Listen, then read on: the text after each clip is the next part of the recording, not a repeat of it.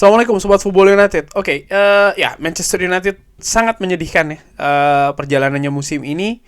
Dan banyak juga komentar terkait dengan manajemen Manchester United, utamanya Ineos.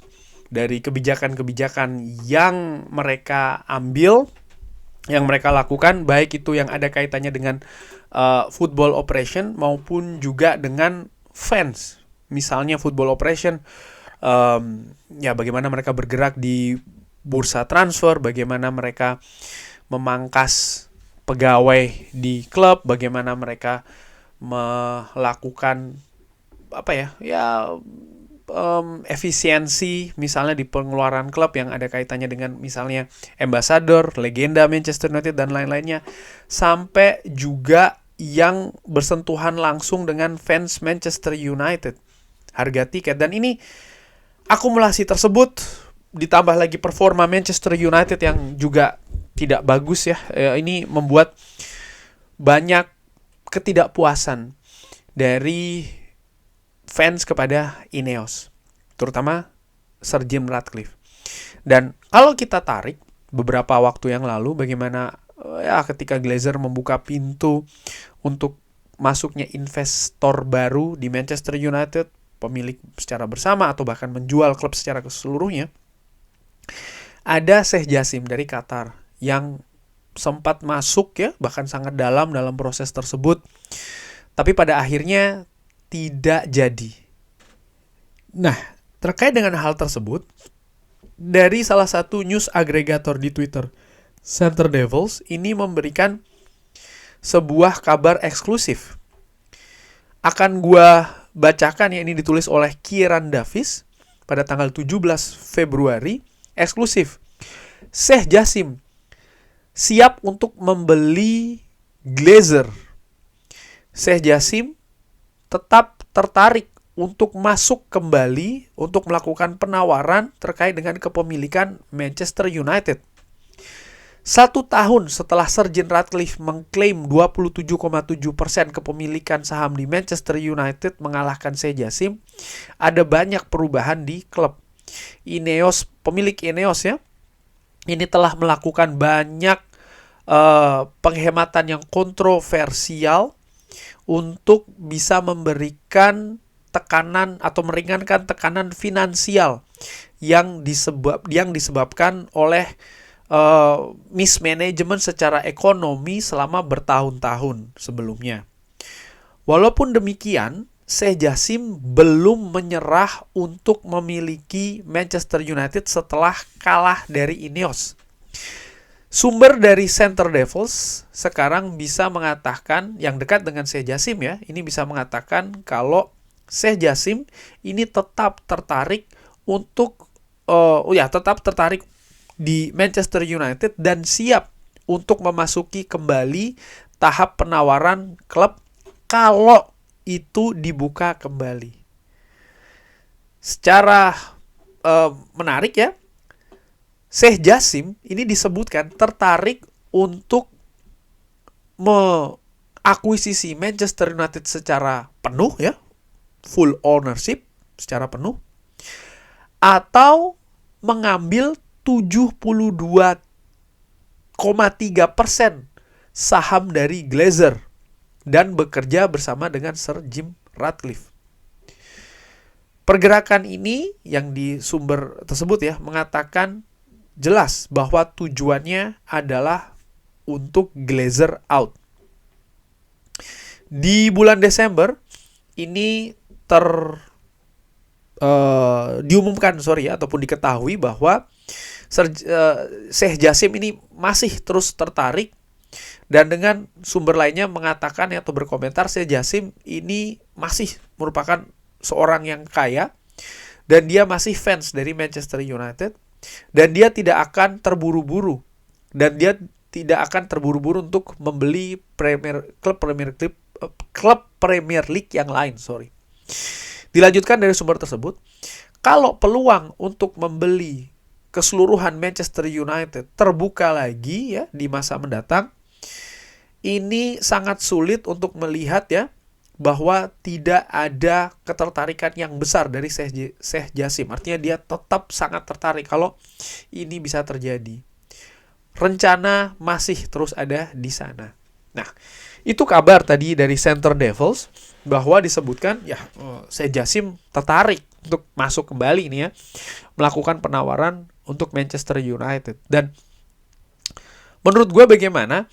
Ya sebenarnya tidak ada yang aneh, dan kalau menurut gue secara ringan amatiran untuk klub dengan branding, global branding bahkan sebesar Manchester United, sangat wajar ada banyak pihak yang berminat untuk memiliki atau masuk sebagai co-owner, pemilik bersama dari Manchester United, ataupun juga sebagai investor dari Manchester United kalau pintunya dibuka, kan seperti itu. Dan saat ini tidak ada kabar, belum ada kabar bahwa pintu tersebut terbuka atau mendekati dibuka. Ineos dengan Sir Jim Ratcliffe sangat sibuk ya untuk membuat kebijakan demi kebijakan demi kebijakan terkait dengan Manchester United, baik itu yang bersifat football operasional ataupun juga infrastruktur. Dia merencanakan akan membangun stadion baru dari Manchester United dengan angka yang fantastis, dan langkah tersebut juga sudah dimulai dengan menggandeng misalnya pemerintah setempat ya kan, yang menunjukkan bahwa memang komitmen tersebut sangat tinggi, sangat besar. Dari sisi football operation, bahwa mereka pun juga membuat kebijakan-kebijakan yang disebutkan tadi kontroversial, dan gue juga sepakat ya, itu merupakan kebijakan-kebijakan yang kontroversial, sampai pun mereka melakukan keputusan yang berani terkait dengan fans, menaikkan harga tiket dengan apapun resikonya. Menurut gue nampaknya itu sudah dihitung oleh Ineos ya, dan mereka pun juga sudah memutuskan bahwa itu akan terjadi. Ada banyak hal yang tidak memuaskan lah katakanlah, tapi mereka terus berlanjut, mereka terus bergerak rodanya. Nah, apakah ini berarti tidak ada kemungkinan bagi pihak lain atau dalam hal ini adalah Sheikh Jassim dari Qatar untuk masuk kembali? Apakah pintu sudah pasti tertutup terus sehingga klub ini tidak mungkin dijual? Menurut gue tidak seperti itu. Tetap ada kemungkinan, tapi menurut gue secara ringan amatiran juga tidak akan terjadi dalam tempo waktu dekat ini. Maksud gue gimana? Apa sih yang men-trigger, apa sih yang memicu pemilik untuk membuka kesempatan bagi investor baru atau bahkan menjual klub secara sebagian ataupun seutuhnya ketika ada kesulitan finansial? Dan ketika Sir Jim Ratcliffe dan Ineos ini masuk ke Manchester United, mereka sudah tahu bahwa keadaan ekonomi ataupun finansial dari Manchester United ini berantakan, sangat kacau. Dan langkah-langkah yang mereka ambil ini kan dalam perhitungan untuk membuat situasi keuangan itu semakin ringan, dan tentu saja mereka juga ingin menguntungkan. Tapi hasil dari langkah-langkah yang mereka lakukan ini kan tidak bisa terlihat dalam 1, 2, 3 bulan ke depan saja. Bahkan mereka sudah mencanangkan ada Project 150 ya kan di tahun 2028. Dan menurut gua Project 150 itu bukan hanya terkait dengan situasi Manchester United menjadi juara Premier League dari sisi sepak bola ya, prestasi, tapi juga menurut gua itu bisa dijadikan benchmark dari situasi-situasi yang mereka hadapi, terutama dengan situasi keuangan finansial dari Manchester United. Seperti apa keadaannya saat ini? Ini masih sangat tahap awal sekali ya. Gua masih ingat salah satu laporan keuangan terbaru dari Manchester United ini ada hal yang positif, tapi itu lebih banyak terpicu dari angka investasi dari Ineos ya. Artinya ini masih instan, masih sementara banget. Dan buah dari kebijakan-kebijakan yang mereka lakukan ini setidaknya ya menurut gua mungkin sekitar 6 bulan atau 1 tahun mendatang baru bisa dilihat apakah ini bisa membawa sesuatu yang positif atau tidak. Pun juga misalnya ya sponsorship, misalnya banyak hal lainnya terkait dengan apa yang mereka lakukan saat ini. Bagaimana dengan prestasi klub sendiri? Tentu saja ada impact-nya, ada hubungannya juga. Misalnya, ketika Manchester United bisa berlaga di Champions League atau tidak berlaga di Champions League, ini kan ada pengaruhnya. Misalnya, bagaimana Manchester United ini bisa tidak mereka ini memperbaiki keadaan peringkatnya. Sehingga ketika Manchester United ini bermain atau seperti apa, ini bisa mengundang banyak sponsor, misalnya seperti itu ya. Lalu juga, gue juga melihat ada linear antara prestasi Manchester United dengan perkembangan fans secara global. Kalau Manchester United memiliki prestasi yang bagus, maka fans secara global, terutama generasi baru, ini bisa jadi akan bertambah. Dan ini ada pengaruhnya dengan penjualan merchandising. Menurut gue seperti itu. Dan penjualan merchandising ini akan memberikan pemasukan yang sangat besar banget bagi klub. Tapi kalau ini tidak terjadi, ya Manchester United bisa jadi akan stagnan jumlah angka fans, terutama secara global. Dan ini bukan merupakan hal yang bagus jika dikaitkan dengan merchandising. Ini contohnya, ini misalnya. Dan banyak komponen-komponen lain.